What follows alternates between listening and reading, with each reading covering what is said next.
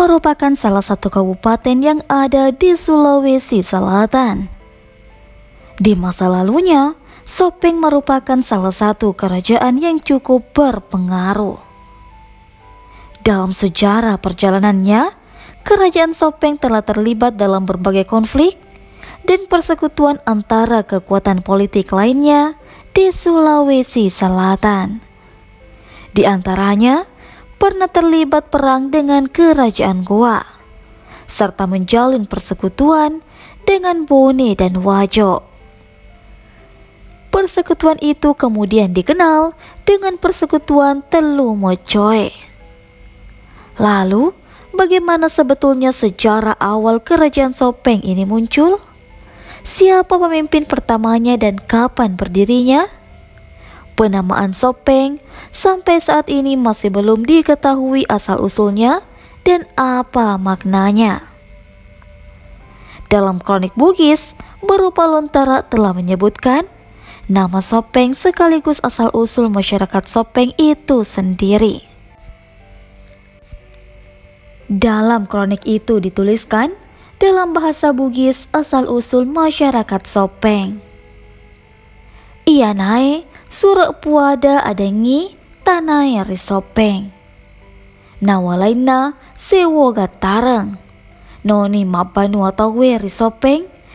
Na iya tau sewe. Ia naro riaseng tau sopeng riaja. Ia tau gatarenge. Ia naro riaseng tau sopeng rilau. Artinya, inilah surat yang menjelaskan asal-usul tanah Sopeng. Bermula dari daerah Sewo dan Gatareng. Kemudian, masyarakat turun untuk membangun perkampungan di Sopeng. Orang yang berasal dari Sewo kemudian disebut orang Sopeng Riaja atau Sopeng Barat. Sementara orang yang berasal dari Gatareng kemudian disebut orang Sopeng Rilau atau Sopeng Timur.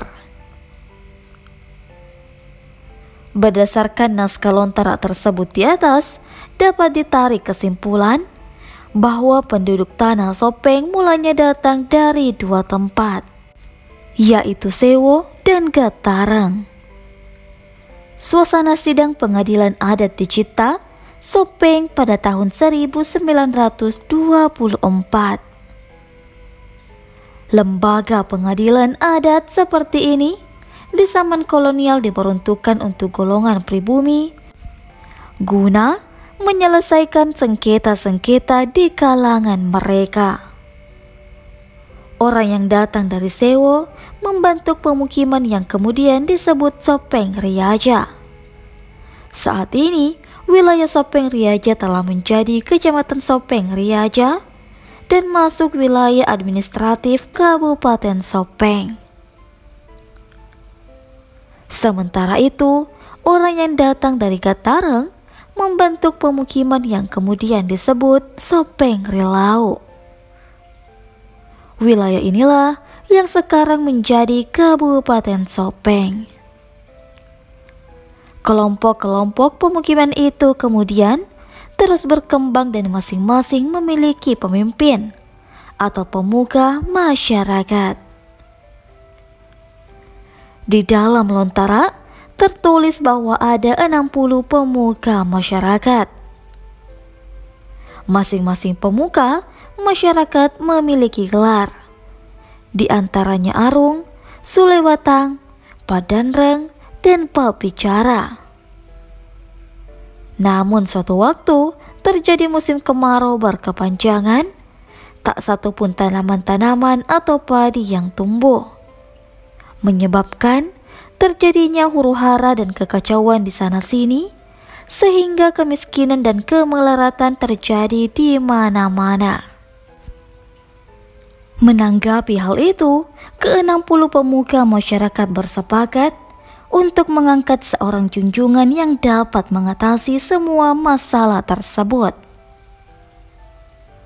Tampil seorang tokoh yang bernama Arung Bila, mengambil inisiatif mengadakan musyawarah besar yang dihadiri 30 orang pemuka masyarakat dari Sopeng Riaja. dan 30 orang pemuka masyarakat dari Sopeng Rilau.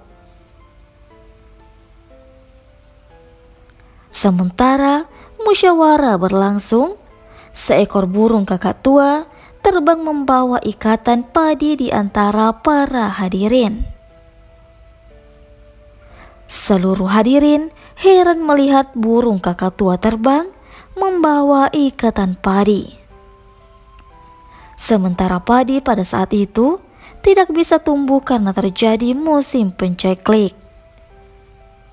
Arung Bila kemudian memerintahkan untuk menghalau burung tersebut dan mengikuti kemana terbangnya. Burung kakak tua tersebut akhirnya sampai di wilayah Sekanyili, dan di tempat inilah ditemukan seorang berpakaian indah sementara duduk di atas batu. Inilah asal-usul mengapa lambang Kabupaten Sopeng menggunakan burung kakak tua. Orang ini tidak diketahui asal-usulnya. Para pemuka masyarakat yang melihatnya kemudian menduga bahwa orang itu adalah Tomanurung, yaitu titisan Dewa Tae yang diturunkan dari langit untuk menjadi pemimpin. Masyarakat kemudian memberinya nama Latem Mamala yang bergelar Manurunge Risekanyili. Masyarakat Sopeng kemudian meminta Latem Mamala untuk menjadi pemimpin atau raja mereka. Permohonan tersebut diterima oleh Latem Mamala dengan sebuah ikrar atau perjanjian dengan masyarakat Sopeng. Dengan mengangkat sumpah di atas batu yang diberi nama Lamung Patue sambil memegang segenggam padi, Latem Mamala mengucapkan kalimat yang artinya, isi padi tak akan masuk melalui kerongkongan saya bila berlaku curang dalam melakukan pemerintahan selaku Datuk Sopeng. Demikianlah komitmen yang lahir antara Latem Mamala dengan rakyat Sopeng.